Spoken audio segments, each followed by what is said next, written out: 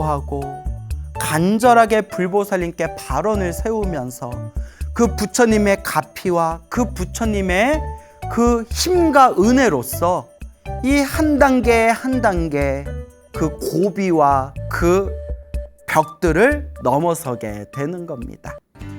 우리 중생들이 인생을 살아가다 보면 좋은 일이 생길 때도 있고 나쁜 일이 생길 때도 있습니다. 행복할 때도 있고 불행할 때도 있죠. 좋은 일들이 술술 풀릴 때도 있지만 힘겹고 괴롭고 답답하고 또 어려운 상황에 처할 때가 있습니다. 우리 불교에서는 우리 부처님께서 경전에서 늘 말씀하셨다시피 우리 앞에 펼쳐진 이 모든 좋은 인연도 이 모든 나쁜 인연도 내가 지은 업의 인연이다. 우리가 지은, 내가 지은 머나먼 시작 없는 과거 전생에서부터 알고 지었건 모르고 지었건 몸과 말과 생각으로 지었던 내 업의 인연들이다 라고 부처님께서 말씀하셨습니다. 그래서 우리 부처님께서 늘 항상 우리 중생들에게 선업을 지어라, 공덕을 닦아라 라고 말씀하셨고 늘 우리 중생들에게 악업을 짓지 말아라, 나쁜 업을 짓지 말아라. 내가 지은 악한 나쁜 업이 있다면 그 업장을 소멸하도록 자신이 지은 나쁜 업을 참회할 수 있도록 끊임없이 노력해라 라고 부처님께서 누누이 말씀하셨습니다. 우리가 인생을 살아가면서 힘들고 괴롭고 답답한 일을 겪는다면 이 모든 게 시작 없는 과거 전생에서부터 알게 모르게 우리가 지었던 나쁜 업의 인연이라는 것을 명확하게 꿰뚫어 보고 더 나아가서 내가 지었던 탐욕과 성냉과 어리석음으로 내가 지었던 몸과 말과 생각으로 내가 지었던 이 업장, 업보를 참회하고 녹일 수 있도록 끊임없이 노력해야 됩니다. 그리고 항상 끊임없이 복의 씨앗을 심고 선업을 잘 닦고 공덕을 쌓을 수 있도록 우리는 끊임없이 노력해야 됩니다. 항상 우리가 부처님의 가르침을 공부할 때 불교의 가장 밑바탕, 불교의 가장 기초라고 할 수 있는 부처님 가르침의 가장 그 밑바탕, 기초가 바로 인과법, 인과업보의 가르침, 인연법, 연기법이라는 것을 명확하게 우리가 마음에 되새기고 그리고 꿰뚫어 볼 수 있어야 됩니다. 그래서 우리가 살아가면서 주변에 힘들고 괴롭고 답답한 일이 있다면 제일 먼저 늘 기도하고 염불하고 끊임없이 내 복과 선업과 공덕을 닦으면서 나에게 주어진 나쁜 업장의 에너지를 소멸하고 나에게 행복의 열매를 맺게 해줄 수 있는 그 복과 선업과 공덕의 씨앗을 우리가 잘 심어야 됩니다. 이렇게 간단한 건데도 우리 중생들은 번뇌와 망상에 물들어 있고 우리 중생들은 아상, 아집, 나와 내 것이라는 집착, 나라는 내 생각이라는 아르마리 등등에 깊이 물들어 있기 때문에 이 간단한 것조차도 우리는 쉽게 실천하지를 못합니다. 그래서 자꾸 부처님의 가르침을 듣고 공부하면서 부처님께서 우리들에게 이와 같은 말씀을 해주셨구나. 이와 같은 가르침을 설해 주셨구나. 부처님께서 우리 중생들을 이와 같은 길로 이끌어 주셨구나. 먼저 그것을 바르게 잘 이해하면서 결국은 내가 닦아야 됩니다. 결국은 내 스스로 닦아야 됩니다. 이 행복도 이 불행도 내가 지은 업의 인연이라는 것을 명확하게 이해하고 되새겨야 합니다. 얼마 전에 아주 재미난 그런 또 아주 놀라운 그런 가피 이야기를 듣게 되었습니다. 지금 마산에서 신행 생활을 하고 계시는 그런 노보살님이 계세요. 저 마산이라고 아시죠? 저 경상도에 마산이라고 있지 않습니까? 그 마산에서 지금 신행 생활하고 계시는 노보살님께서 저에게 직접 해주신 말씀이에요. 그 노보살님께서, 이 불자님께서 젊었을 때 남편을 일찍 잃으셨대요. 그 남편 되는 거사님께서 아들 하나, 딸 하나 두고 좀 일찍 세상을 떠나셨나 봐요. 그래서 이 불자님께서, 노보살님께서, 불자님께서 이제 남편 없이 아들 하나, 딸 하나 그렇게 이제 키워 나가시는데, 여자 몸으로, 여자 혼자 몸으로 얼마나 많이 힘드셨겠어요. 이제 스스로 직장 다니면서 당신이 이제 돈을 벌어서 집안을 꾸려야 되고 애들 키워야 되고 얼마나 고생이 많으셨겠어요. 그래도 이 불자님이 그래도 젊었을 때부터 절에 다니셨나 봐요. 또 여러분 뭐 부산, 마산 뭐 이쪽 지방이 불심이 굉장히 세잖아요. 그래서 그분도 젊은 시절부터 이제 절에 다녔는데, 그 당신이 다니시는 사찰에 이렇게 관세음보살님을 모셔놓은 법당이 있대요. 그래서 이제 관음전 이런 관세음보살님을 모셔놓은 법당이 있는데, 그래서 이렇게 관세음보살님께 이렇게 항상 기도를 드리면서 늘 관세음보살님 앞에 있는 불전함이라고 하죠. 우리 이렇게 시주 이렇게 올리는, 우리가 보시금 올리는 불전함 혹은 복전함이라고 있잖아요. 복전함, 불전함, 불전 올리는.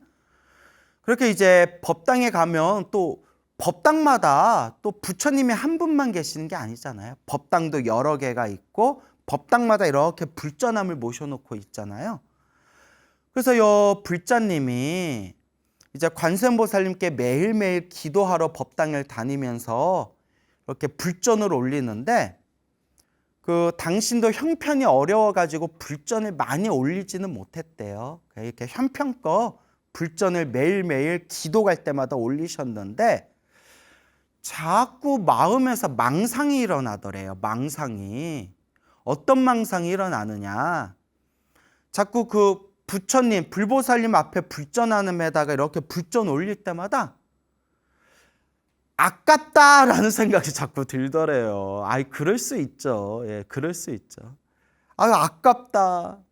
내가 지금 집안 형편도 안 좋고 우리 애들, 아들, 딸, 애들도 키워야 되는데 매달 요 불전을 이렇게 모으면 이거 애들 차비로도 쓸 수 있고 학비로도 보탤 수 있고 그리고 생활비에도 이게 다 도움이 될 텐데, 그 법당에 가서 매번 이렇게 불전을 올리려니까 그렇게 이제 자꾸 아깝다라는 생각이 들더래요.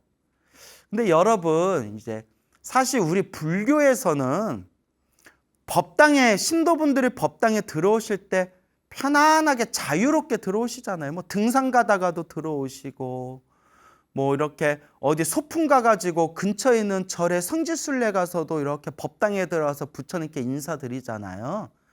근데 아무도 불전에다가 돈 내라는 사람 없어요. 그잖아요. 그냥 절에 오셨나 보다. 절에 와주신 것만도 고맙다.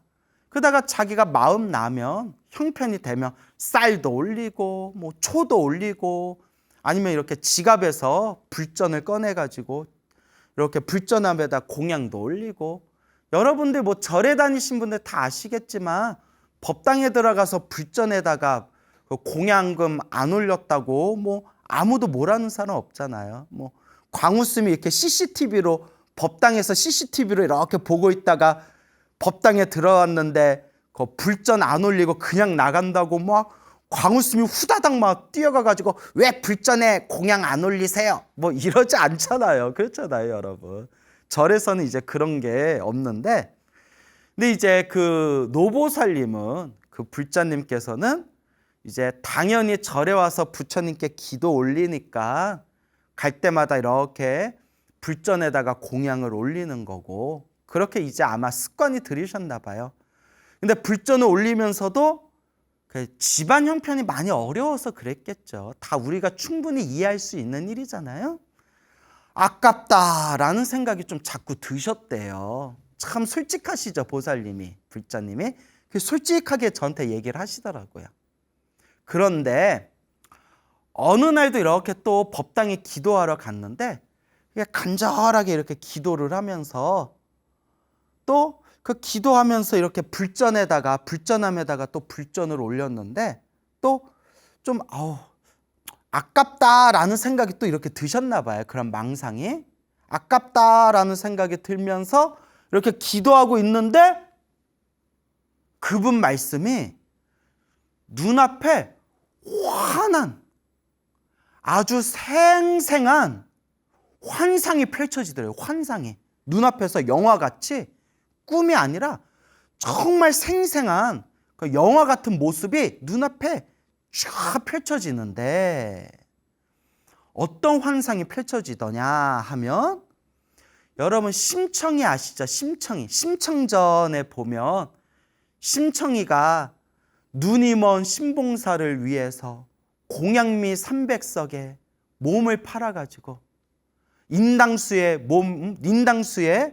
이제 자신의 몸을 버리고 풍덩 뛰어들었는데 거기서 용왕이 감동을 해서 그 연꽃 위에 이제 그 심청이가 짠 하고 이제 나타나고 지나가는 왕이 배 위에서 연꽃 위에 피어오른 그 심청이를 보고는 그 왕이 이제 그 심청이를 구해서 이제 결혼을 해가지고 심청이는 왕비가 돼서 너무나 아버지 신봉사가 보고 싶어가지고 그 전국에 있는 그 장님들, 그 시각장애인들을 위해서 이제 큰 몇 날 며칠 장치를 벌이다가 이제 신봉사가 이제 왕께서 우리 시각장애인들을 위해서 이와 같이 큰 잔치를 벌이셨다라는 얘기를 듣고 이제 신봉사가 마지막 날에 가서 이렇게 음식을 얻어먹고 있다가 왕비가 아버지 신봉사를 보고 아버지 하니까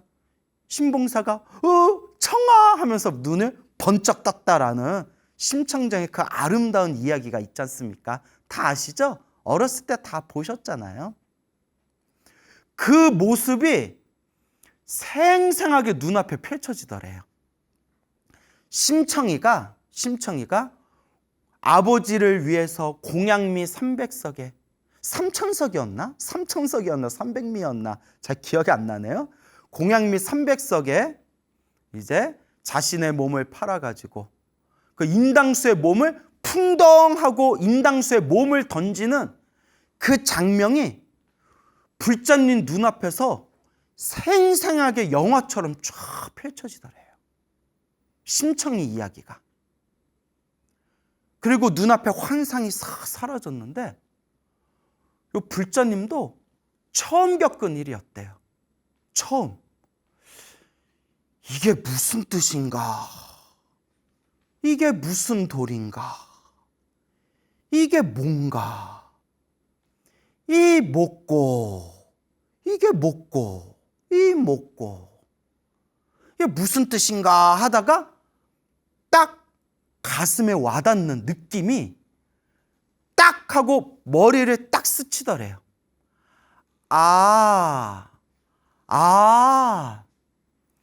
내가 계속 부처님, 관세음보살님 앞에서 계속 기도하면서 자꾸 내 마음속에 불전이 좀 아깝다, 불전이 아깝다라는 자꾸 망상을 일으키니까 부처님이, 관세음보살님이 내 인색한 마음을 일깨워 주시려고 그 심청이가 아버지를 위해서 공양미 300석에 자기 몸을 팔아서 그 인당수에 자기 몸을 자기 몸을 희생한 그 모습을 내 눈앞에 보여주신 거구나. 관세음보살님이 내 마음을 일깨워 주신 거구나 라는 게 머리를 땡 하고 때리시더래요. 이야. 그런데 이것도 제 생각에는 우리 부처님도 관세음보살님도 알아들을 수 있는 사람한테나 그런 모습을 보여주시는 거지 아무나 그렇게 그런 환상이나 영상을 보여주시는 건 아니잖아요. 제가 보기에는 요 불자님이 그래도 전생에 성근이 있고 마음이 좀 순수하셨던 분 같아요. 그러니까 알아들을 것 같은 사람한테도 관세음보살님이 이런 모습으로 일깨워 주시는 거겠죠. 그때 보살님이 어리석은 내 마음을 일깨워 주셨구나. 어리석은 내 마음을 일깨워 주셨구나. 그러면서 눈물을 쭈르륵 쭈르륵 눈물을 흐르면서 부처님 관세음보살님 앞에서 다 합장하면서 이렇게 발언하셨대요. 부처님, 보살님, 제가 이제부터는 오늘부터는 제 몸을 아끼지 않고 더 열심히 기도하겠습니다. 제가 부족하면 부족한 대로 제 형편껏 열심히 복을 짓겠습니다. 부처님, 제가 더 열심히 닦겠습니다. 라면서 눈물을 주르르르 흘리면서 그렇게 부처님과 관세음보살님 앞에서 두 손 모아 합장하시고 그렇게 발언을 하셨다고 합니다. 그래서 원래도 절을 열심히 다니셨지만 그날부터 더 열심히 기도하시고 더 열심히 공덕을 닦으셨대요. 그러면서 그날 이후로 하루도 기도를 멈춘 적이 없었대. 단 하루도. 항상 당신이 기도할 분량을 딱 정해놓고 하루도 기도를 쉰 적이 없었대요. 그래서 요 노보살님이 무슨 말씀을 하시냐 하면 요 불자님께서 젊은 시절에 직장을 다니다가 뭐 이렇게 한번 직장 사람들끼리 뭐 MT를 간다든가 뭐 이렇게 소풍 같은 데 갈 때 있잖아요. 아니면 무슨 수련회 같은 데 갈 때 있잖아요. 수련회 같은 거. 이렇게 사람들하고 같이 어디 멀리 지방에 가게 되면 이렇게 방을 같이 썼대요. 이제 남자 직원들 따로 여자 직원들 따로 방을 그렇게 같이 썼겠죠. 그러면 하루 종일 이렇게 사람들하고 있다 보면 기도를 할 수 있는 시간이 없다는 거예요. 그 기도 시간을 놓쳐버리잖아요. 그러면 이제 유일하게 밤에 잠잘 때 이제 유일하게 시간이 남는데 도저히 어디서 기도할 데가 없더래요. 거기 이렇게 모텔이나 수련회관 같은 데였겠죠. 그래서 사람들하고 방을 단체 생활하면서 방을 같이 쓰는 상황이니까 혼자 밤에 일어나서 기도하면 옆에 교회 다니는 사람들도 있을 거고 성당 다니는 사람도 있을 거고 또 잠을 자고 있는데 막 기도하고 있으면 사람들 잠자는데 피해를 줄 수도 있잖아요. 그래서 보살님이 어떻게 했냐면 불자님이 살짝 사람들 자고 있을 때 살짝 일어나가지고 화장실에 들어가서 화장실에 앉아가지고 화장실에서 혼자 기도하셨대요. 오늘 해야 할 기도를 화장실에서 그걸 다 하셨대요. 부처님, 제가 어쩔 수 없이 화장실에서 기도합니다. 부처님, 용서하십시오 하면서 그날 기도를 화장실에서라도 다 했다는 거예요. 그 말을 듣고 제가 얼마나 깜짝 놀라고 감동을 받았는지 저 같은 경우에도 여러분들한테 맨날 기도해라, 매일 기도해라 하지만 저도 막 너무 피곤하거나 상황이 여의치 않거나 어디 멀리 지방에 있거나 할 때는 저도 그냥 부처님은 내 마음 아시겠지 하면서 저도 그냥 잘 때가 있거든요. 예. 부처님이 내 상황을 아시겠지. 예? 저나 여러분이나 중생들 마음이 좀 그런 게 있잖아요. 그런데 그 불자님은 젊은 시절에 하루도 기도를 빠뜨리지 않고 기도할 시간이 없으면 화장실에 가서라도 혼자 기도를 했다는 거예요. 그렇게 몇 년을 기도했더니 드디어 불보살님의 가피가 점점 그 열매가 무르익으면서 알게 모르게 점점 좋은 일들이 생기고 알게 모르게 점점 집안일이 편안하게 안정이 되더래요. 그리고 지금 다 큰 성인 남녀가 된 아들 하나 딸 하나 다들 사회에 나가서 자기 몫을 잘하고 있는 그런 이제 사람으로 무럭무럭 잘 컸다고 합니다. 너무 많이 편안해지시고 말로 다 표현할 수 없을 만큼 수많은 가피를 받으셨대요. 정말 많은 가피를 받으셨대요.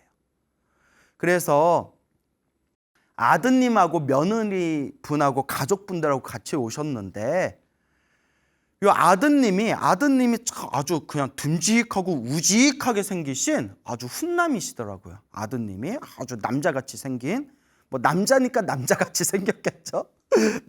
남자니까 아주 그런 듬직하게 생긴 그 훈남이신데 그 워낙 불심이 깊으니까 아들을 이제 사찰에 청년회를 보냈는데 사찰에 청년회를 다니다가 청년회에서 아가씨를 만나서 연애를 하더래요. 그래서 보살님이 아들을 불러서 호되게 혼을 냈대요. 너 부처님께 기도하라고 부처님 가르침 공부하라고 청년회 보내놨더니 부처님께 기도는 안 하고 너는 절에서 여자 만나서 연애하고 있냐? 이렇게 이제 막 꾸짖으니까 좀 할 수도 있지 뭐 그렇잖아요. 우리 뭐 청년회 가서 그 선남선녀 불자들끼리 만나가지고 결혼하고 오손도손 잘 살면 좋죠. 그러다 애 낳으면 애 머리 깎여서 출가시키고 그러면 뭐 좋지 않겠어요? 그래서 출가자도 별로 없는데 그렇게 막 아들을 꾸짖으니까 아드님 하는 얘기가 아주 그냥 명품이에요. 어머니한테 뭐라고 했냐면 어머니가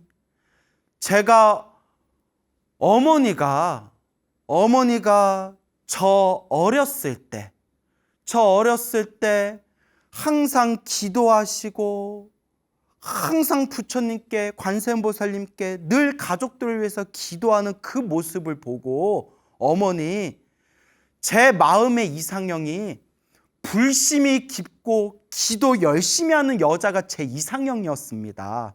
말도 잘하죠. 그런데 청년회에서 그런 여자를 만났습니다. 우리 어머니처럼 불심이 깊고 기도 열심히 하는 아가씨를 만나서 그래서 제 이상형을 만났습니다 했더니 어머니께서 너 말은 잘한다 그러셨대요.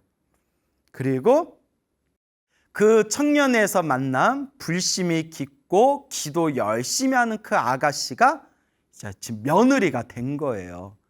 그래서 그 며느리분도 봤는데 얼굴이 참 밝고 맑더라고요. 그래서 제가 그 노보살님께 정말 며느리 복이 참 많으세요라고 이렇게 제가 막 덕담을 해드렸거든요. 너무 보기가 좋더라고요. 그래서 그 노보살님께서 스님, 제가 그 젊은 시절부터 그 심청이가 인당수에 몸을 뛰어드는 그 환상을 본 이후로 부처님 앞에서 눈물을 흘리면서 제가 더 열심히 제가 닦겠습니다라고 발언한 그날부터 제가 정말 이루 헤아릴 수 없이 부처님 가피를 받았습니다. 부처님 감사합니다. 부처님 감사합니다라고 정말 그런 감동이 가득한 이야기를 저에게 직접 들려주셨습니다. 참 아름답고 너무나도 아름다운 그런 불자님의 가피 이야기가 아닐 수가 없습니다. 그래서 여러분, 우리 인생에 힘들고 괴롭고 답답할 때 좌절하지 마시고 힘들다 남 탓하고 세상 탓만 하지 마시고 좋은 인연도 나쁜 인연도 내가 지은 업의 인연인데 지금 이 순간 내가 잘 닦아야 된다. 지금 이 순간 내 업장을 내 스스로 소멸하고 내 선업과 내 공덕을 내 스스로 잘 닦아야 된다 라는 것을 꼭 명심하시길 바랍니다. 부처님의 가피가, 불보살님의 가피가, 늘 기도하고 기도하는 공덕을 닦는 우리 불자들과 부처님의 가피가 늘 함께 할 것입니다. 며칠 전에 정말 놀라운 가피 이야기를 또 들었어요. 며칠 전에 일본에서 제일 교포가 오셨어요. 교포가. 여성 불자님이신데 연세가 지금 50대 중반이세요. 50대 중반에 이제 자그마한 체구에 우리 일본인 교포이신 그 제일교포 여성 불자님이 오셨는데 그분께서 정말 놀라운 가피 이야기를 해주셨습니다. 여러분 시선을 집중하시기 바랍니다. 정말 놀라운 가피 이야기입니다. 요 우리 제일교포 불자님께서, 여성 불자님께서 이제 일본에서 일을 열심히 해가지고 제법 이렇게 돈을 넉넉하게 저축을 하셨대요. 열심히 젊었을 때부터 생활전선에서 일을 열심히 하셔서 그러니까 저축한 돈이 많았는데 한국인 남편분하고 같이 이제 한국에 왔다가 남편 되는 거사님께서 사업을 진행하다가 큰 사기를 당한 거예요. 사기를 당하셨대요. 아우, 사기꾼들 못됐어 진짜. 사기를 당하셨는데 우리가 이걸 전문 용어로 눈탱이 맞았다고 하죠. 눈탱이 맞았다라고 표현하지 않습니까? 아우, 정말 사기꾼들 못됐어요. 그죠?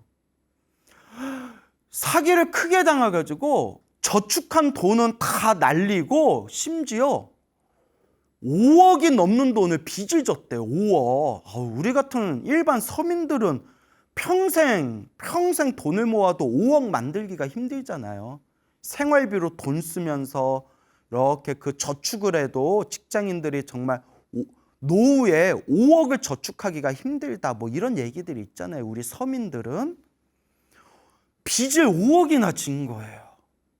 어떡해요? 5억이나 빚을 졌으니 너무 힘들고 괴롭고 심지어 가진 돈이 없어서 너무 형편이 어려워서 일본에 집이 있는데 일본으로 건너갈 돈조차 없었대요. 수중에. 완전히 바닥이 나가지고 그냥 경제 상황이 완전 바닥을 쳐서 주머니에 일본 집으로 돌아갈 돈조차도 없을 정도였대요. 그 멘탈이라고 하죠. 멘탈. 그 정신이 우르르르르 무너져가지고 강가에 몇 번이나 갔대요. 왜 갔겠어요? 확 뛰어들어서 죽어버리려고. 몇 번이나 자살 시도를 하려고 그 강가에 가가지고 강에서 뛰어들까? 그냥 이 세상 다 놓아버릴까? 그냥 죽어버리면 편할까? 그리고 5만 가지 생각이 들더래요. 다행히 죽지는 않으셨어요. 다행히 물에 뛰어들지는 않으셨는데 그냥 아차하는 순간에 자기 생명 놓아버리는 거예요. 얼마나 힘들겠어요. 얼마나 괴로우셨겠어요.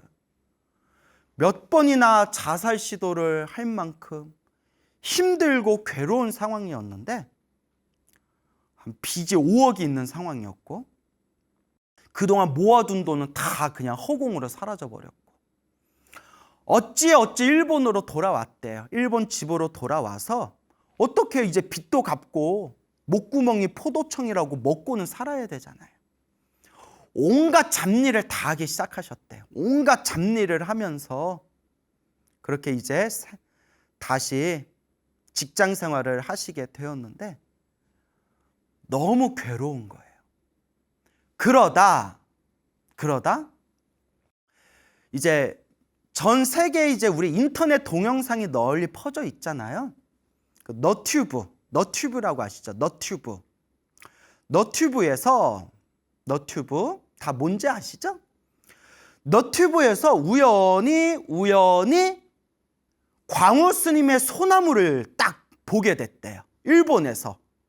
일본에도 인터넷은 다 되니까 딱 동글동글한 광우 스님이 소나무에서 막 이렇게 불교 TV BTN 소나무에서 막 이렇게 썰을 푸는데 딱 보는 순간 요 불자님이 딱 소나무 보는 순간 딱 드는 생각이 이런 사이비라고 야 이런 사이비를 봤나 딱 든 생각이 사이비였대요. 사이비. 정말 막 거짓말 같고 말도 안 되고 어이가 없고 짜증이 나더래요. 무슨 막 기도를 하니까 막 가피를 받고 막 몸에 병이 났고 안 좋은 일들이 술술 풀리고 야 이런 사이비를 봤나. 야 말은 잘한다. 참 말은 잘한다. 이렇게 생각하셨대요. 그리고 이제 계속 꾸준히 소나무를 보셨대요. 그래서 제가 여쭤봤어요. 아니 보살님, 불자님 소나무 보는 순간 이런 사이비를 봤나? 이게 다 거짓말이지 이게 말이 되냐? 라고 생각했다면서 소나무는 왜 계속 보셨어요? 하고 여쭤봤더니 그잖아요. 말이 안 되잖아요. 하시는 말씀이 항상 마지막에 여러분 행복도 불행도 내가 지은 업의 인연입니다. 좋은 인연도 나쁜 인연도 다 내가 지은 업입니다. 그게 그 힘들고 괴로운 그 순간에 너무 위안이 되더래요. 내가 왜 이런 일을 겪었나? 내가 왜 이런 괴로움을 겪어야 되나? 내가 왜 이렇게 괴롭고 힘들까? 그런데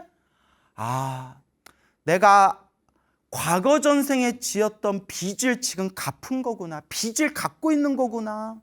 다 내가 지은 업을 내가 받는 거구나. 라고 생각하니까 그게 그렇게 위안이 되시더래요. 그래서 사이비 같고 거짓말 같았지만 이야기가 재밌어서 계속 들으셨대요. 그렇게 듣고 들으시다가 사람이 쇠뇌가 되잖아요. 쇠뇌가. 여러분들이 너튜브라든가 인터넷 동영상에서 무슨 강의라든가 법문을 들을 때에도 정말 잘 가려서 들어야 돼. 왜냐하면 그게 쇠뇌가 되거든요. 나도 모르게. 그 보살님도 계속 소나무를 볼 때 에이 거짓말 하면서도 자꾸 들으니까 나도 기도 한번 해볼까? 라는 생각이 들더래요. 나도 기도 한번 해볼까? 근데 너무 그때 직장 생활이 너무 바쁘고 힘들어서 거의 휴일이 없을 정도로 했대요. 일주일에 겨우 휴일 하루를 낼 정도로 열흘에 하루를 낼 정도로 빡빡하게 바쁜 상황이라서 매일매일 이제 108배를 하자라고 이제 결심을 하고 인터넷 동영상에서 108배 하는 법을 검색해서 이렇게 108배 하는 걸 인터넷으로 배웠대요. 인터넷으로 108배 하는 법을 배운 뒤에 출근하기 전에 108배, 퇴근하고 나서 잠자기 전에 108배, 이렇게 하루에 2번씩 108배 기도를 올렸대요. 그리고 하루하루 직장에서 시간이 날 때마다 계속 마음속으로 염불을 했대요. 108배를 하면서 절을 하면서 한 배 한 배 절을 하면서 간절하게 마음속으로 부처님 제발 제가 빚만이라도 갚게 해주세요. 제가 더 바라지도 않습니다. 제발 이 빚을 갚게 해주세요. 제발 빚만이라도 좀 갚게 해주세요. 하고 정말 절 한 번 할 때마다 간절하게 기도를 했대요. 제발 빚을 갚게 해주세요. 제발 이 빚만이라도 좀 갚게 해주세요. 그렇게 몇 개월이 지나면서 이렇게 다리에 탄탄하게 이렇게 힘이 좀 붙더래요. 그래서 조금씩 숫자를 높여 나가면서 일주일에 한 번, 열흘에 한 번 그렇게 휴일 하루를 내면 그때부터 3,000배 절을 올렸대. 하루 종일 3,000배를 올렸대요. 그렇게 매일매일 아침 저녁으로 108배를 하고 그렇게 한 번씩 휴일 날 때마다 하루 종일 3,000배를 하면서 3,000배를 한 4-5번 이상 몇 번을 했대요. 절할 때마다 간절하게 부처님, 제가 지은 업을 참회합니다. 부처님, 제발 빚만이라도 갚게 해주세요. 하고 그렇게 기도하고 기도하면서 그렇게 시간이 지난 뒤에 점점 소나무에서 들었던 그 꿈들을, 소나무에서 들었던 똑같은 꿈을 당신이 그 꿈을 꾸더래요. 막 대소변이 시원하게 싼다거나 막 몸에서 더러운 게 쭉쭉 빠져나간다거나 자꾸 그런 꿈들을 꾸더래요. 그 소나무에서 광우 스님 했던 그런 내용들하고 비슷한 꿈들을 자꾸 내가 꾸네? 라고 하고 있는데 어느 날 정말 생생하고 정말 현실 같은 꿈을 하나 꿨대요. 환한 그런 꿈 속에서 부처님이 눈앞에 딱 하고 나타나셨는데 황금빛, 우리 법당에 가면 황금 불상 있잖아요. 찬란한 황금빛 부처님이 딱 합장을 하시고 너무나 환하고 너무나 해맑게 미소를 지으면서 황금빛 부처님이 환한 웃음을 환하게 미소 지으면서 저 하늘 위로 붕 하고 하늘 위로 솟구치는 꿈을 꿨대요. 부처님 하고 그 황금빛 부처님이 허공으로 싹 솟구치는 꿈을 꾸면서 딱 꿈에서 깼는데 그날 이후로 점점 주변에서 좋은 인연들이 생기고 정말 상상도 못하게 기적같이 좋은 일들이 막 생기면서 여러 좋은 인연들이 도와주면서 3년 만에 그 빚을 다 갚았대요. 지금 생각해도 자기도 어이가 없대요. 3년 만에 그 수억을 내가 어떻게 다 갚았지? 근데 이상하게 좋은 인연들이 생기고 이상하게 그렇게 좋은 일들이 자꾸 풀리면서 어쨌거나 그 빚을 깔끔하게 갚았는데 주변에 친한 친구들이나 가족들이 나 3년 만에 그 빚을 다 갚았어 라고 하면 다들 놀래서 믿지를 못한대요. 그 빚을 다 갚고 요 보살님이 마음으로 딱 제 첫 번째 목표를 세운 게 코로나가 가라앉자마자 한국으로 가서 광우 스님 뵙고 감사 인사 올리는 거, 그게 자기 마음속의 목표 1위였대요. 내가 몸둘 바를 모르겠다. 제가 그렇게 잘난 사람도 아니고 제가 도와준 것도 없고 본인이 기도해서 본인이 갚이 받은 거지 제가 도와준 것도 하나도 없는데 코로나 가라앉으면 무조건 한국 가서 광우 스님 얼굴 보고 무조건 감사 인사 올리는 거, 그게 첫 번째 목표였대요. 그러면서 그 보살님께서 한국에 오셔서 저를 만나고 제 앞에서 당당하게 하시는 말씀이, 스님, 저는 소나무를 보고 사입이다, 거짓말이다 생각을 했습니다. 하지만 지금 이 순간 저는 100% 믿습니다. 소나무에 나온 그 내용을 100% 믿습니다. 왜냐? 제가 경험하고 제가 체험했기 때문입니다. 스님, 불보살 가피는 분명히 있습니다. 제가 증인입니다. 라고 말씀하시더라고요. 그래서 불자님께 보살님, 와, 너무 대단하다. 감동, 막 감동의 도가니탕이 막 쏟아진다.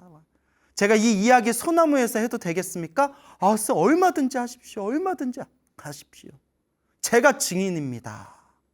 라고 말씀을 하시더라고요. 그래서 지금 집에서 그 자그만 불상으로 집에 불단을 이렇게 모셔놓고 매일매일 나무 아미타불 연불 하면서 그 일본에서 늘 우리 불교 TV BTM 보시고 항상 소나무를 계속 들으면서 그렇게 부처님 은혜 갚는 마음으로 매일매일 그렇게 연불 수행하고 계신답니다. 그리고 하시는 말씀이 저는 몰랐는데 일본 그 교포들, 일본에는 불자들이 많대요. 일본 교포들, 불자들 사이에서 우리 소나무가 엄청나게 인기가 많대요. 엄청나게 인기가 많아서, 예? 그래서 그렇게 소나무를 통해서 너무나 큰 희망과 가피를 얻었습니다. 라는 그런 또 소중한 말씀을 드렸습니다. 여러분, 결국은 내가 닦아야 됩니다. 스스로가 닦아야 됩니다. 절대 남이 닦아주는 게 아닙니다. 저조차도 여러분들을 대신해서 그 업보를 닦아줄 수가 없습니다. 내가 본인이 닦아야 됩니다. 날씨가 갈수록 더워져요. 습하고 더워지는데 우리가 이럴 때일수록 더 건강관리 잘해야 되고 또 이럴 때일수록 우리가 덥다고 해서 이런 게으른 마음에 빠지면 안 되고 더 열심히 염불하고 수행해야 할 것입니다. 자, 오늘도 여러분들 재미난 이야기를 준비했습니다. 우리 중생들은 저마다 타고난 업의 성향이 다 달라요. 그죠? 그래서 예를 들어서 재물복이 많은 사람이 있는데 건강복이 없는 사람도 있을 것이고, 재물복, 건강복은 있는데 가족복이 없는 경우도 있을 것이고, 그리고 건강복도 있고 가족복도 있는데 또 재물복이 없을 수도 있을 것이고, 저마다 각자에게 주어진 그 업의 에너지, 저마다 타고난 복의 그릇이 다 달라요. 그래서 완벽하게 공덕이 완벽하게 성취되신 분은 바로 원만구족, 원만하게 둥글둥글 모든 걸 다 갖추셨다 해서 원만구족, 오직 부처님만이 모든 복과 공덕을 완벽하게 원만하게 흠이 없이 갖추셨다라고 경전에서 말씀하고 있습니다. 그래서 우리는 자꾸 닦아야 돼요. 내 삶에 있어서 부족한 부분을 있는 그대로 바라보고 알아차리고 자꾸 닦아야 돼요. 근데 여러분들도 수행을 해봐서 알겠지만 내가 알고 있는 거랑 몸과 마음으로 실천하는 게 한결같지가 않아요. 또 저도 여러분들한테는 참 좋은 이야기 많이 하지 않습니까? 정말 부처님의 소중한 말씀, 또 우리 큰 스님들의 참 소중한 법문, 그리고 우리 불자님들의 그런 소중한 체험담, 그런 가피 이야기를 여러분들에게 많이 전해드리지 않습니까? 하지만 이런 이야기가 참 저도 부끄럽지만 여러분들한테 솔직하게 말씀드리자면 저도 언행일치가 잘 안 돼요. 그냥 하려고 닦고 노력할 뿐이지, 우리 중생들은, 저나 여러분들이나 우리 중생들은 아직 탐욕과 성냄과 어리석음의 에너지가 강하기 때문에 내가 알고 있는 거와 내 몸과 마음이 서로 하나가 돼서 언행일치가 되고 실천하기가 쉬운 게 아니에요. 근데 어쩌겠어요. 자꾸 닦는 수밖에 없죠. 그래서 제가 참 좋아하는 내용이 있어요. 석가모니 부처님도, 그리고 과거에 세상에 출현하셨던 그 과거의 수많은 부처님들께서도 그리고 앞으로 미래에 출현하실 그 미래의 수많은 부처님들께서도 원래는 우리하고 똑같은 중생이었대요, 여러분. 부처가 될 씨앗이 따로 있는 게 아니라 부처가 될, 성불할 수 있는 종자가 따로 있는 것이 아니라 모든 부처님도 과거의 부처님, 현재의 부처님, 미래에 오실 부처님, 모든 부처님들께서도 원래는 우리하고 똑같은 탐욕과 성냄과 어리석음이 가득한 중생이었지만 그 우리와 똑같은 중생이었을 때 꾸준히 닦고 수행하고 정진했기 때문에 저분들은 저렇게 위대한 부처님이 되셨고 우리 중생들은 시작없는 옛적부터 열심히 수행하지 않고 쾌락과 즐거움에 빠져들면서 살았기 때문에 우리 중생들은 지금 요 생사윤회 안에서 요 꼬라지로 살고 있는 거예요. 하지만 중요한 것은 그 모든 부처님도 원래는 우리하고 똑같은 범부중생, 업보중생이었다.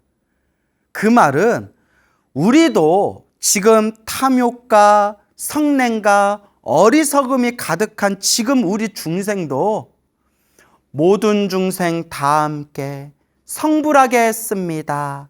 원공법계 제중생 자타일시 성불도 라는 발언을 세우고 한결같이 꾸준히 수행하고 정진하며 우리도 언젠가는 저 원망구조 모든 것을 완벽하게 갖추신 저 부처님과 같은 위대한 존재가 될 수가 있다.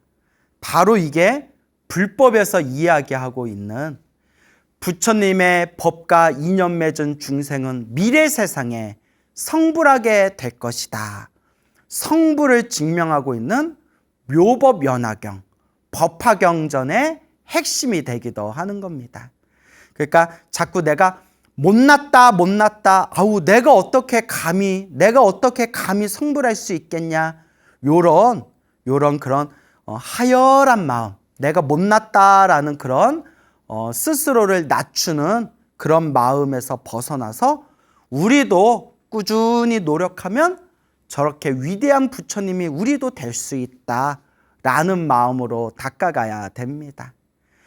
그와 같이 수행해 나아갈 때 우리 스님들도 수행하면서 수행이 잘 안 될 때가 많아요. 중간중간 고비가 있고 마장이 있고 그렇게 여러 가지 벽을 만나게 되었을 때 우리 스님들도 부처님께 기도하고 간절하게 불보살님께 발언을 세우면서 그 부처님의 가피와 그 부처님의 그 힘과 은혜로서 이 한 단계 한 단계 그 고비와 그 벽들을 넘어서게 되는 겁니다. 제가 얼마 전에 엄청나게 또 놀라운 이야기를 들었어요, 여러분. 그 티베트 스님이신데 고향이 티베트예요. 티베트 아시죠? 티베트? 그 달라이라마 큰 스님의 이제 고향이시고 그리고 이제 인도 불교를 직수입해서 불법이 크게 일어났던 티베트라는 나라가 있어요. 그 티베트가 고향이신 그 젊은 스님이 계세요. 지금 아마 나이가 30대인 것 같아요. 듣기에는. 그 스님께서 지금 한국에서 유학 생활을 하고 계세요. 그 고향이 티베트이신 그 티베트 스님이 한국에서 유학 생활을 하고 계시는데 그분이 엄청나게 재미난 얘기를 해주셨어요. 그분이 어렸을 때 그 티베트에서도 굉장히 시골 쪽에서, 시골 지방에서 그 티베트 어느 시골 지방에서 어렸을 때 그 동자승이 돼가지고 그 티베트 사원에서 학교 공부를 하면서 지냈대요. 근데 그 티베트 사원에 그 아이들 가르치는 동자승들 가르치는 학교에 학생이 수십 명이 된대요. 수십 명. 뭐 시골 마을이니까 많지는 않겠죠. 수십 명의 이제 어린 학생들이, 동자승들이 이렇게 공부를 하고 있는 티베트 그런 교육 사원이 있는데, 이 스님이 어렸을 때부터 엄청나게 머리가 나빴대요. 예, 그 머리 좋은 사람도 있고 머리가 나쁜 사람도 있잖아요. 뭐 그러려니 해야죠. 그래서 엄청나게 머리가 나빠가지고 뭐 책을 봐도 책이 머릿속에 하나도 안 들어오더래요. 남 얘기 같지 않죠, 여러분? 책을 봐도 책이 머릿속에 안 들어오더랍니다. 그래서 수십 명 학생들 중에서도 항상 꼴등을 도맡았대. 항상 꼴등을 했는데, 그런데 그 티베트 그 교육사원에서 아이들을 가르치던 그 스님, 강사 스님, 교사 스님이 계셨는데 되게 다혈질이었대요. 엄청 다혈질이었대요. 그래서 이 스님이 맨날 꼴등을 하니까 그렇게 매를 맞았대요. 요새는 우리 한국은 이제 애들한테 감히 뭐 이렇게 매를 댄다거나 애들한테 이제 폭력적인 걸 전혀 쓸 수가 없죠. 근데 우리도 어렸을 때는 매 많이 맞았잖아요, 여러분. 사실 아무리 선생님이, 옛날에 우리가 뭐 선생님 그림자는 밟아서도 안 된다라고는 말하지만 남의 집 귀한 자식 그렇게 함부로 때리면 안 되죠. 요 티베트 스님이 이제 어렸을 때 하도 맞다 보니까 이러다 내가 죽겠다 싶어가지고 기도를 했대요. 부처님, 제발 제가 똑똑하게 해주세요. 부처님, 제발 제가 똑똑하게 해주세요. 라고 그 어린 나이에 기도를 했대요. 어렸을 때. 우리 나이로 치면 초등학교 때. 그래서 그때 외우던 진언이 티베트 불교에서는 유명한 진언이래요. 문수보살 오자진언. 문수보살 오자진언이라는 진언이 있대요. 문수보살은 지혜를 상징하시잖아요. 그죠? 문수보살은 지혜를 상징하시잖아요. 문수보살님의 지혜의 가피를 받을 수 있는 오자진언이라는 게 있대요. 그 오자진언 5글자잖아요. 그래서 아라파자나라는 5글자래요. 아라파자나. 이렇게 문수보살의 가피가 담겨져 있는 이 5글자가 있는데 외울 때 옴 아라파자나 디 이렇게 붙인대요. 옴 아라파자나 디, 옴 아라파자나 디, 옴 아라파자나 디 이렇게 이제 외우는 문수보살 진언이라는 게 있대요. 우리나라는 좀 생소하죠. 근데 티베트 불교에서는 되게 유명한 진언이래요. 부처님, 문수보살님, 저에게 지혜를 주십시오. 제가 머리가 똑똑하게 해주십시오. 라고 그 어린 나이에 옴 아라파자나 디, 옴 아라파자나 디 항상 매일매일 하루 종일 그 진언을 외웠대요. 그런데 어렸을 때 염불을 하거나 기도를 하면 좀 더 가피가 빠른 것 같아요. 왜냐? 좀 순수해서 그런 것 같아요. 마음이 순수하기 때문에 우리 어른들이 되면 알게 모르게 사회생활하고 주변에 보고 듣는 것이 많아지면서 또 자꾸 이 욕망에 자꾸 우리 마음이 물들잖아요. 근데 애들 때는 정말 순수하잖아요. 애들 때는. 그러니까 그 순수한 어떤 에너지 때문인지 몰라도 애들 때 간절하게 기도를 하면 그런 어떤 체험이라든가 가피가 좀 빨리 오는 것 같아요. 그러니까 그 티베트 스님이 어렸을 때 옴 아라파자나 띠, 옴 아라파자나 띠 그렇게 간절하게 문수보살 진언을 외웠는데 그냥 2, 3년을 했대요. 2, 3년. 그 2, 3년 동안 많이 맞았으려나? 2, 3년 동안 열심히 매일매일 정말 간절하게 진언을 외웠는데 어느 날 책을 딱 봤는데 책을 한 번 딱 봤는데 책이 책의 내용이 사진을 찍은 것처럼 머리에 사진 찍힌 것처럼 딱딱 머릿속에 저장이 되더래요. 우와, 대박. 그 스님이 직접 하신 얘기예요. 어느 순간에 그냥 책을 보는 순간 책에 사진이 찍힌 것처럼 머리에 딱딱 페이지 숫자까지 다 저장이 되더래요.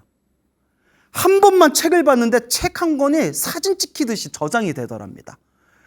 이야. 그리고 그날 이후로 그 몇십 명 학생 중에서 항상 꼴등을 했던 그 스님이 반에서 1, 2등을 놓치지를 않았대요. 항상 1등을 도맡아서 했답니다.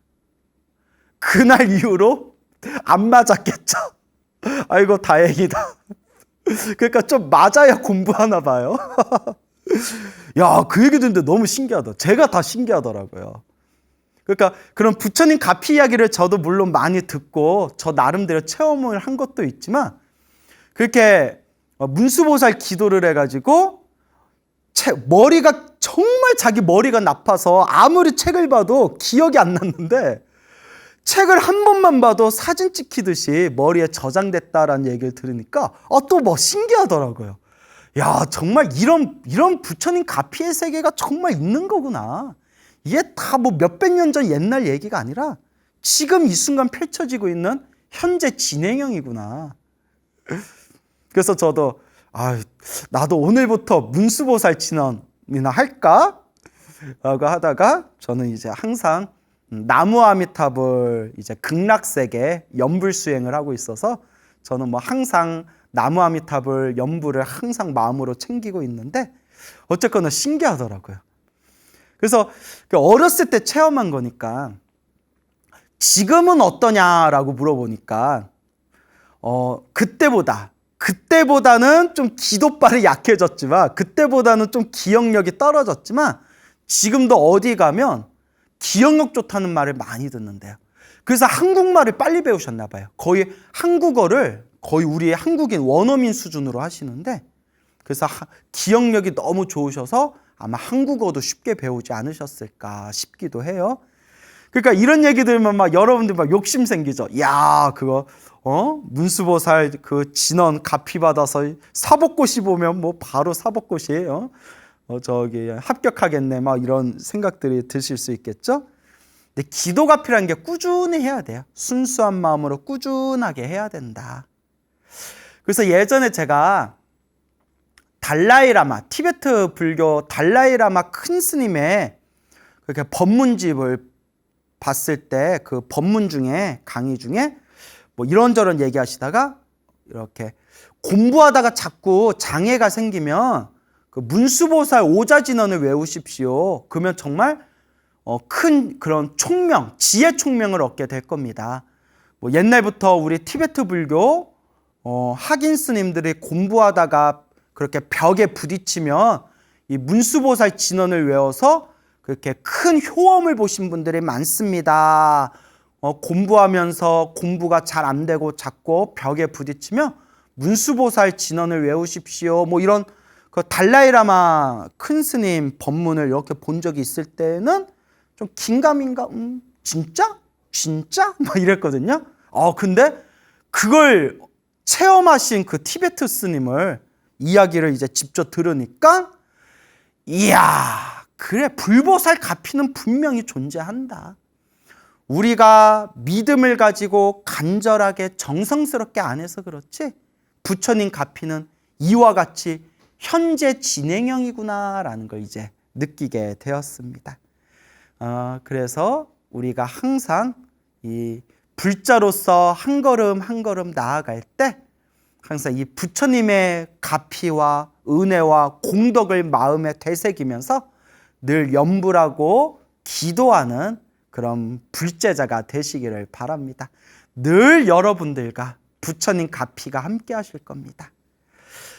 그래서 이제 또 생각나는 이야기가 있는데 몇 년 전에 이렇게 세상을 떠나신 그런 중국의 큰 스님이 계셨어요. 저기 중국하고 대만에서 활동하셨던 큰 스님이 계셨는데 그 스님께서 젊어서 어린 나이에 출가해서 젊어서 어느 큰 사찰에 들어가서 경전 공부를 하셨대요. 이렇게 이제 경전 공부를 하는데 그 머리가 너무 우둔해가지고 이거 여러분 우리도 주변에 친구들 보면 머리가 귀신같이 머리가 좋아서 그냥 학교 시험 성적이 기가 막히게 좋은 애들이 있는가 하면 하루 종일 앉아가지고 교과서에 줄을 치고 줄을 쳐서 교과서가 걸레처럼 너덜너덜 해지다시피 해서 그 교과서에 구멍이 날 정도로 줄을 쳐면서 공부했던 친구인데도 항상 시험 성적이 빵점인 친구가 있었거든요. 갑자기 눈물 나려고 그런다. 예? 얼마나 안타까워요. 그렇게 하루 종일 공부에 투자를 했는데도 실제로 우리 주변에 보면 머리가 우둔한 친구들이 있어요. 불교에서는 그것도 전생의 업보라고 하는데, 그래서 그 중국 불교 그 어른 스님, 큰 스님께서도 어린 나이에 출가해서 젊었을 때 큰 사찰에 들어가서 경전 공부를 하는데 머리에 들어오지를 않더래요. 너무 머리가 우둔해가지고. 그래서 거기에 막 수백 명 스님들이 모여서 공부하는 강원이라고 하거든요. 부처님의 경전을 공부하는 일종의 불교 대학.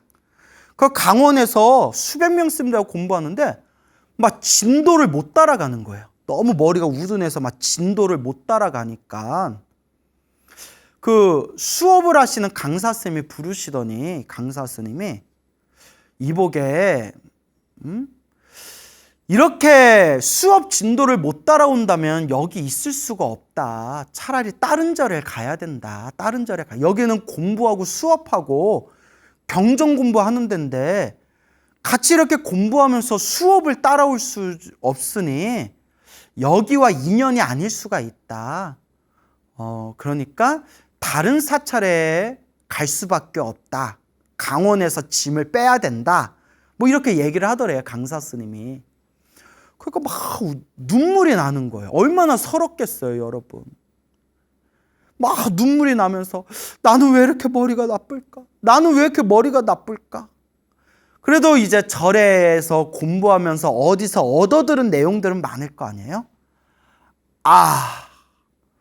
내가 이렇게 머리가 우둔한 이유는 과거 전생에 업보가 두꺼워서 그렇다. 내 과거 전생의 업장이 두꺼워서 이렇게 내 머리가 우둔하고 부처님 경전 공부를 하더라도 이렇게 머릿속에 들어오지를 않는구나.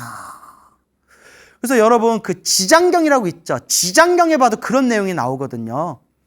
부처님의 대승경전, 부처님의 가르침을 공부하는데 머리에 새겨지지도 않고 기억이 나지도 않고 자꾸 부처님의 가르침을 자꾸 잊어버리는 것은 전생의 업장이 두꺼워서 그렇다. 그래서 고기와 오신채를 다 끊고 지장보살님 앞에 그 깨끗한 물을 올려놓고 간절하게 지장보살 연부를 하고 기도하면서 그 물을 마시면서 오랫동안 그렇게 기도를 하면 지혜 총명이 열리게 될 것이다. 뭐 이런 내용이 지장경에 나오잖아요. 지장경 기도하신 분들은 다 아시잖아요.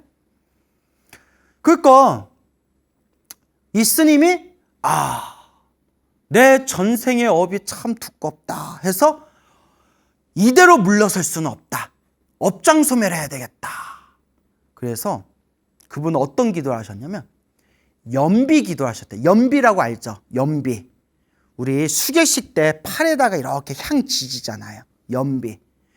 그래서 매일매일 법당에서 간절하게 눈물을 흘리면서 기도하면서 향으로 팔뚝을 지지는 연비 기도를 올리는 거예요.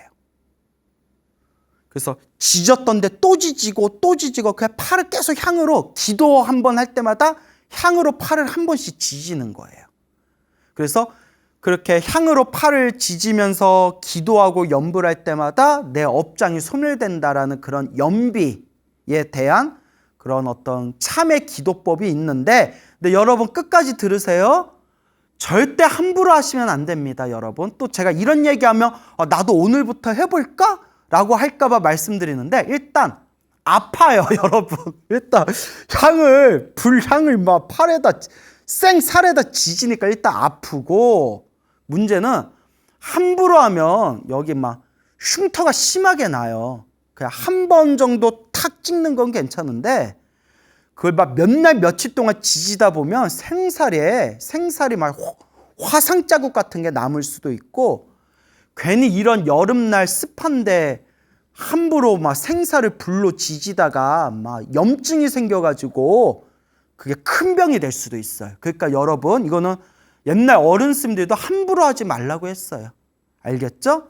그러니까 함부로 따라하지 마세요. 저는 그냥 제가 들었던 그 큰 스님 가피 이야기를 그냥 전해드리는 거고, 만약 스님 얘기 들으니까 나도 업장이 두꺼운데 오늘부터 향으로 팔 지지는 연비기도 해야 되겠다 하신다면, 저는 일단 하지 마시거나 하고 싶어도 그런 훌륭한 큰 스님 밑에서 지도받으면서 하십시오라고 권해드립니다. 절대 함부로 따라하지 마세요. 그런데 이 스님은 막 눈물을 흘리면서 그 향으로 막 팔을 지지는 연비기도를 올렸대요. 그렇게 몇 날, 며칠, 몇 달을 했대요. 독한 거예요. 우리는 한 며칠만 하더라도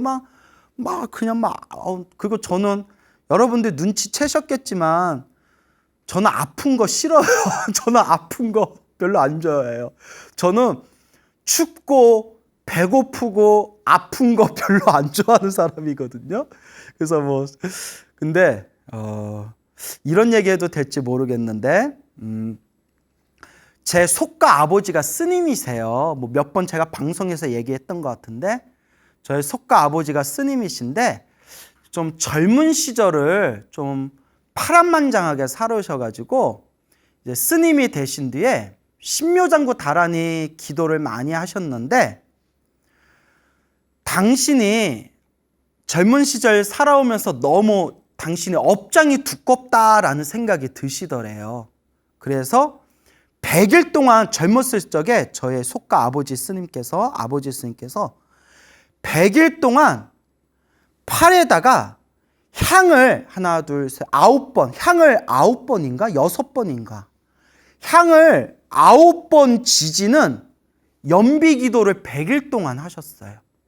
100일 동안 하셔서 지금도 기억나요. 어렸을 때 이렇게 베면 여기에 막 상처가 나고 그게 고름이 되고 막 고름이 줄줄줄줄 9구멍에서 고름이 줄줄줄줄 새어나오시는 걸 제가 초등학교 때 봤던 기억이 제가 나요. 아직도 나요.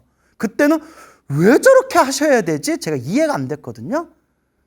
그렇게 100일 동안 향을 9번 지지는 100일 기도를 하시고 나서 정말 크게 업장이 소멸하시고 그렇게 큰 가피를 받으셨대요, 실제로. 그러면서 하시는 말씀이 너는 하지 말아라 하시더라고요. 그때 저희 아버지 스님이 하지 말아라. 나는 너무 업이 두껍고 누가 가르쳐주는 사람이 없어서 그냥 나는 막 무대뽀를 했지만, 너는 그렇게까지 할 필요는 없다.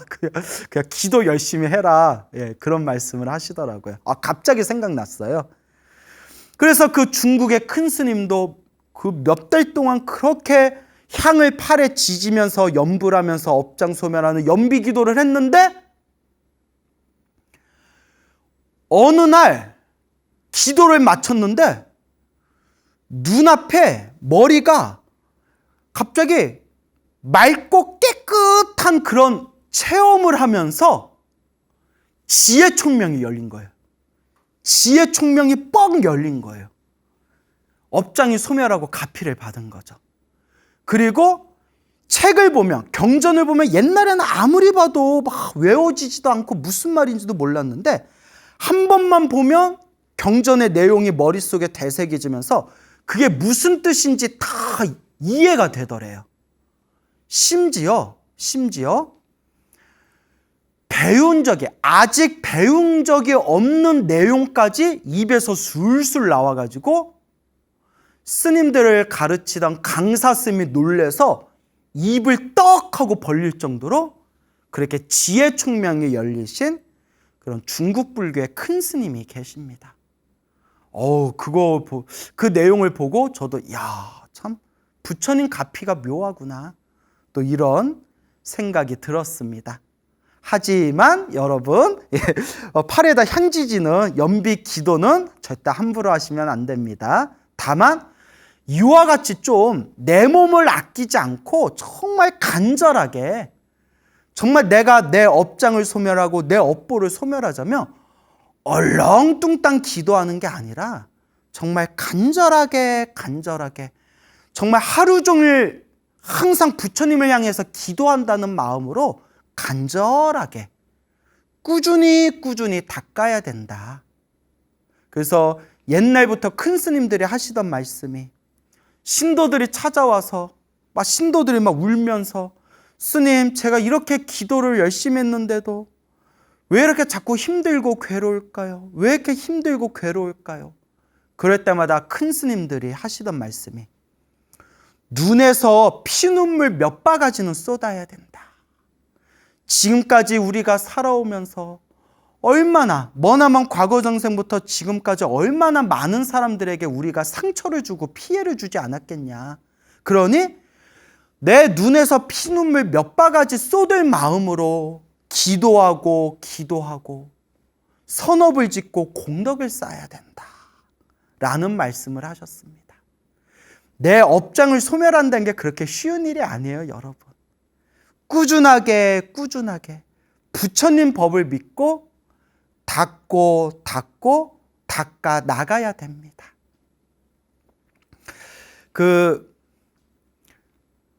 2004년도에 세상을 떠나신 그 직지사, 김천이죠. 경북 김천 직지사의 조실 스님이셨던 관응이라는 큰 스님이 계셨어요. 관응 스님, 관응이라는 큰 스님이 계셨는데, 옛날 몇십 년 전에 우리나라 3대 강백이라고 존경받던 큰 스님 세 분이 계셨어요.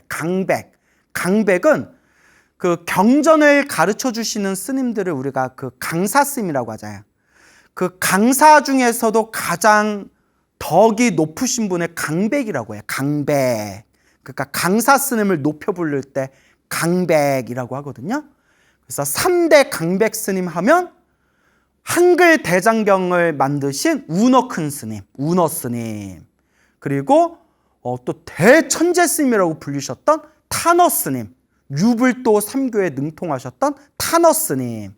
그리고 한 분이 바로 관응 스님이란 분이었어요. 그래서 운어 스님, 탄어 스님, 관응 스님 해서 우리나라 3대 강백이다 불렸고, 그 세 분의 큰 스님 제자분들이 지금 우리 한국 불교의 큰 어른들이 되셔서 지금 활동하고 계시는 거거든요. 이 관응 스님께서는 어렸을 때부터 환하게 밝으셔서 또 굉장히 한문을 잘 보셨고 또 되게 지혜롭고 총명하셨대요. 그래서 아마 한 20살인가 19살에 출가하신 걸로 알고 있는데, 그 연표에 보면 정확한지 모르겠네요. 근데 하여튼 그때 젊은 나이에 출가를 하셨는데 일본 또 유학까지 갔다 오셨어요. 근데 그 주변 제자분들 증언에 의하면 참 복이 많은 분이었대. 참 복이 많은 분.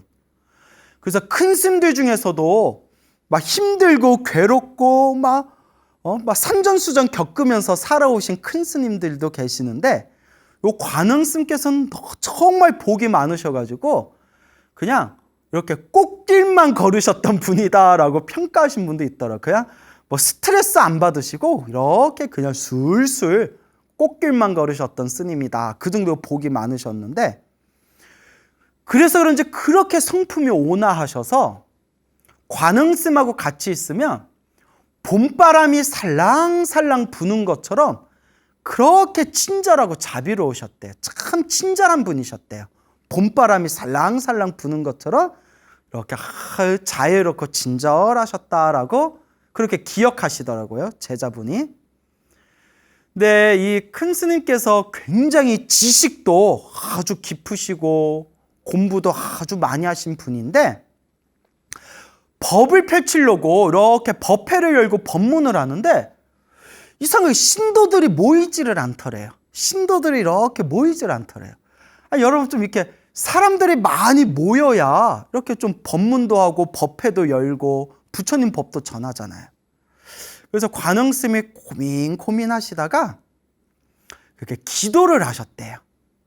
기도를 오랫동안 하셨는데 무슨 기도를 했냐면, 부처님, 제가 부처님 법을 널리 전하고자 하는데 제가 법회를 열어 법문을 할 때마다 법당에 신도들이 꽉 차게 해주십시오 라고 이렇게 기도를 하셨대요. 이미 타고난 지혜와 총명은 뛰어나셨던 분인데 이렇게 법회 할 때 사람들이 안 모이니까, 부처님, 제가 법회를 열 때마다 신도들이 이 법당에 꽉 차게 해주십시오 라고 기도를 하셨는데, 그 기도 가피의 공덕이 있었는지 그 후로 관음 큰 스님께서 법문한다 하시면 사방에서 사람들이 몰려들었대요. 그래서 몇십 년 전 일이겠죠. 그렇게 지방에서 서울에 한 번씩 올라오셔서 서울 조계사, 그 조계사 큰 법당에서 법문하실 때마다 조계사 법당에 사람들이 다 못 들어갈 정도로 법당에 신도들이 꽉 차가지고 그렇게 법문을 들으셨다고 합니다. 혹시 우리 노보살님들 중에 옛날 그 조계사 법당에서 관음 큰 스님 법문 들으신 분들이 어쩌면 계실 수도 있겠네요. 그래서 그런 얘기를 이렇게 제가 그렇게 보고, 참 이 부처님의 가피라는 것은 참 오묘하고 신기하구나. 그래서 지금도 우리 한국 불교사의 한 획을 그으신 큰 스님이 되겠습니다. 그래서 갑자기 생각난 건데, 큰 스님들 중에, 우리 한국 불교 큰 스님들 중에 결혼해서 애를 낳고 출가하신 분들이 많아요. 여담이지만 지금 우리나라에 출가자가 너무 많이 줄어들고 있어요. 그래서 정말 심각할 정도로 출가자가 줄어들고 있거든요. 그래서 조금 머리 깎은 출가자 분들이 우리 젊은 사람들 중에서 정말 나는 부처님 법이 좋다, 나는 정말 진리와 깨달음을 추구하고 싶다, 그렇게 정말 공부하고자 하는, 수행하고자 하는 그런 젊은이들이 좀 머리 깎고 많이 출가했으면 좋겠습니다. 그래서 그런 한국 불교의 큰 그런 제목들이 많이 무럭무럭 자라났으면 좋겠습니다. 이와 같이 오늘 부처님 기도가피와 관련된 몇 가지 이야기를 전해드렸는데요. 제가 전하고 싶은 메시지는 부처님의 가피는 현재 진행형이라는 겁니다. 살아가면서 힘들고 괴롭고 답답할 때, 공부하고 수행하다가 자꾸 마장이나 벽을 느끼게 되었을 때, 이 모든 것도 내가 지은 업의 인연이다 생각하시고 우리는 그저 간절히 기도하고 기도할 뿐입니다. 여러분, 행복해지고 싶습니까? 행복한 삶을 창조하고 싶습니까? 복을 지으십시오. 선업을 지으십시오. 공덕을 쌓으십시오. 복과 선업과 공덕의 힘이 여러분들을 진정한 행복의 길로 이끌어 줄 것입니다. 여러분, 성불하십시오.